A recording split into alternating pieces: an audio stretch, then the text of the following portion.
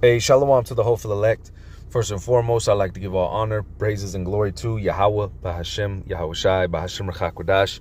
Double honors to the apostles, bishops, and elders at Great Millstone who teach the truth and rule well. This is the brother Yatab Yahweh Allah coming back from the GMS SF Bay Area camp. And I got a quick lesson today. All right, Lord's will is edifying. But just, I was watching the Elder Makuma's lesson he was doing earlier about that dude Noah Wells.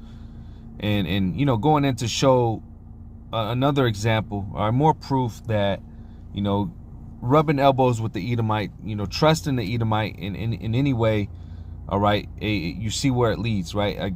His body was found, all right, there's a lot of, inconsistencies in the stories that these Edomites were telling, and it looks like, all right, that, which without a shadow of a doubt, looks like these Edomites had a hand in killing him or murdering him, all right? And supposedly some of these were his friends. But again, it shows you how, you see, even these lower level Edomites, how bad they are. Now, how much more the elites, all right? How much more that are pushing this system, this MOTB system, right? Who are pushing, with this whole system that our people, the majority of our people rely on, okay? Hey, they're Edomites, right? They're not right. So if you trust in the system that they run, right, you believe in what he's saying, you take comfort in what he's saying, what is it going to do? Right? It's going to lead to destruction. Now, let me start with this. This is Ecclesiasticus, also known as the book of Sirach, chapter 12, verse 10. It says, never trust thine enemy, for like his iron rusteth, so is his wickedness. All right? Never trust thine enemy. And, hey, the man of sin has been revealed. Our number one enemy is the Edomite. All right? The so-called white man. It says, though he humble himself and go crouching, yet take good heed and beware of him. And thou shalt be unto him as if thou hast wiped a looking glass, and thou shalt know that his rust hath not been altogether wiped away. And that's the point, right? No matter what he tries to say, all right? No matter what he tries to do, he tries to humble, all these smooth words, right? What is really in his heart? Well, actually, let me grab that, all right? Because this man is a demon. Right? And here it is, Jake hasn't learned. They want to have friends with this dude. All right. And look what happens. Bodies come up. All right. And the dude was a Jake, Noah Wells, right? Psalms 55 and 21. It says, the words of his mouth were smoother than butter, but war was in his heart. So, hey, you have Edomites, at your high school, right? They might be on your football team. We even have Edomites at work. All right.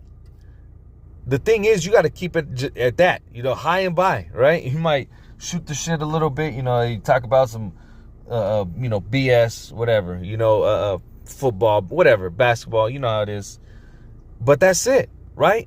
You're not over here, bringing them into your house, sleeping over, right? You gotta literally keep him at a distance. And this is what the Lord is telling us. All right. Now, how much more, going into the system and knowing what he's pushing, right? He doesn't have Jake's best interest. OK, well, case in point, a couple years back, what happened with the jab, right? And they targeted like the elder brother Manathazak said, what did they say? So-called blacks, Latinos, and Native Americans. And why? They said it was good for them. Right. It was they're the most needed in the community. And what did that really do? All right, we're seeing what that's still doing to this day. It was nothing good. So again, you got to keep this man at a distance, all right? And in the kingdom, hey, he'll be in slavery, all right? We'll have those bodies. It'd be cool. But see, the Lord shows us time and time again that we're not supposed to be rubbing elbows with this man. But Psalms 55 and 21, it says the words of his mouth were smoother than butter, all right? He can talk, he could seem like he's humble. He can seem like he wants to be your friend. Right? But what's ultimately in his heart? But war was in his heart. His words were softer than oil, yet were they drawn swords. And that's the point. He's looking for that. Well, that's the ancient spirit, right? That he wants to overthrow you. All right? Remember Jacob and Esau? Okay? When Isaac died, what did he want to do? He wanted to mourn his father, but then he wanted to kill his brother. All right, that's the mindset of an Edomite, and that's passed down. All right, that's passed down. All right, to the every Edomite to this day. Okay? Let me jump back. It says, verse 11, Sirach 12 and 11. It says, though he humble himself and go crouching, yet take good heed. Take good heed. All right? It says, and beware of him. And thou shalt be unto him as if thou hast wiped the looking glass, and thou shalt know that his rust hath not been altogether wiped away. All right? It's the same Edomite. His spirit is not right. It says, set him not by thee, lest when he hath overthrown thee, he stand up in thy place. Neither let him sit at thy right hand, lest he seek to take thy seat. And thou at the last remember my words, and be pricked therewith. Remember, the Edomite, the so-called white man, is not our friend. All right? He doesn't have, he's not to be trusted. All right? He's in control, yes, but hey, what does that mean? That whatever he's pushing is not for us. Okay? Verse 13, it says, who will pity a charmer that is bitten with a serpent, or any such as come now wild beasts? So one that go to a sinner is defiled with them in a sense, who will pity? All right. And, you know, see, case in point, what happened, right? It's like, it's you know, it's no surprise, right? Seeing Jake with all these Edomites, what happened? Okay. Because again, it's not supposed to be a mix. We're not supposed to be, again, having this man as our friend. Okay. Now, from there, let me go over here. Okay. Habakkuk 2 and 4, it says, behold, his soul which is lifted up is not upright in him. Right? He doesn't, his spirit is off. Okay. Again, he does, there's no, everything that he pushes is against Yahweh Shem Shai. All right. Everything that he's about is against Yahweh Shem Shai. He's not right. Well, even since the beginning, right? Since the garden. He was going against the Lord. When he came back as Cain, he was the sacrifices he was putting up against the Lord. All right. Now when he's coming back as Esau, all right, he's been able to rule. His whole rulership, his whole kingdom is set up in what? Against Yahweh Shem Shai. Okay. So what are we to do with this man? Let the Lord take care of it, but never trust him.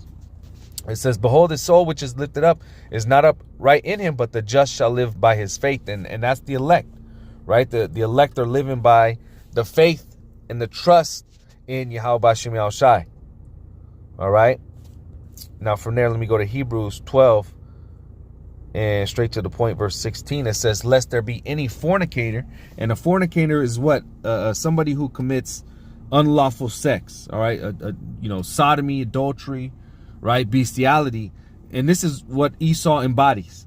It says, so lest there be any fornicator or profane person. Profane person is outside the temple, right? Profane. Right? In MLT, it says immoral or godless. All right. Well, real quick, let me jump over here. Psalms 10. And, yep.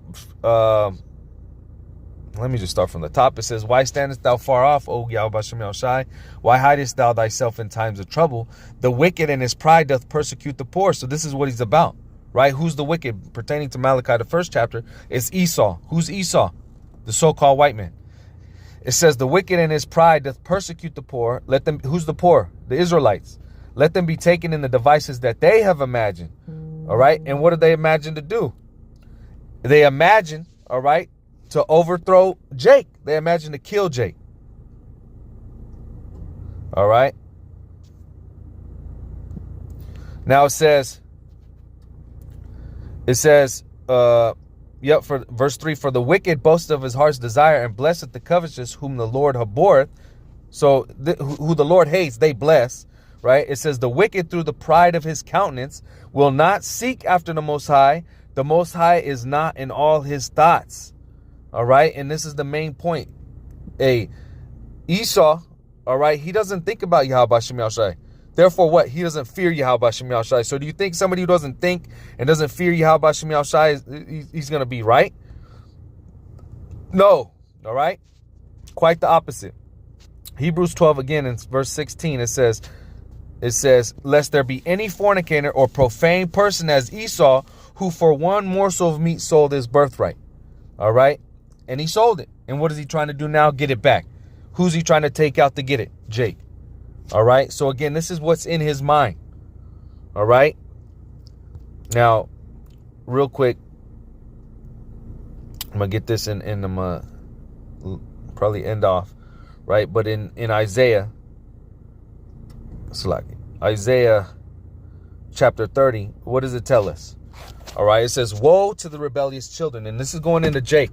Right? It says, woe to the rebellious children, saith the Lord Yahweh Shem Yahushai, that take counsel, but not of me. Who are they taking counsel from? Okay? The Edomite. Okay? It says that take counsel, but not of me, and that covering with the covering, but not of my spirit, that they may add sin to sin. So if you trust and you take your way of life, living, all right, how you should go about your day-to-day, and you get that advice by the Edomite, what does that do? That promotes sin, right? Iniquity, sin upon sin. Verse 2, that walk to go down unto Egypt. And what's the modern day Egypt? America. Who runs America? The Edomite. All right? So our people who go down to Egypt, and again, they go down for every little thing that goes wrong, or everything that, is uncomfortable. What do? They hit up Esau. They hit up his system for everything. All right? It says that have walked to go down into Egypt and have not asked at my mouth. You don't seek Yahweh Shem Yahushai. All right? To strengthen themselves in the strength of Pharaoh and to trust in the shadow of Egypt. You trust in the Edomite. You trust in America. Verse 3, this is the point. Therefore shall the strength of Pharaoh be your shame, and the trust in the shadow of Egypt your confusion. And why is that? You trusting in the Edomite. You trusting in his society. All right? You trusting in what he's trying to set up. The Lord already told us that this place is about to be destroyed. Everything that he's trying to set up is going to be brought down. So you trusting it, you holding your hand with the Edomite, well, you're going to be brought right down with the Edomite. All right? You're going to be destroyed right with the Edomite.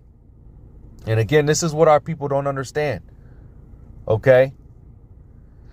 But yeah, Lord's will, this was edifying. Like I said, I just wanted to hit this quick lesson, going into never trusting the Edomite and ultimately never trusting this system, right? Don't trust America. Don't trust what this man is pushing in this MOTB system. Okay? Because again, we get shown examples of what happens when people rub elbows, but also the Lord has already told us, never trust our enemy, and our number one enemy is the Edomite. All right? But again, Lord's will, this is edifying. Once again, I want to give all honor, praises, and glory to Yahweh, Bahashem, Yahweh Shai, Bahashem Rachak Kodash. Double honors to the apostles, bishops, and elders at Great Millstone. Shalom to the elect, and Abba Baba.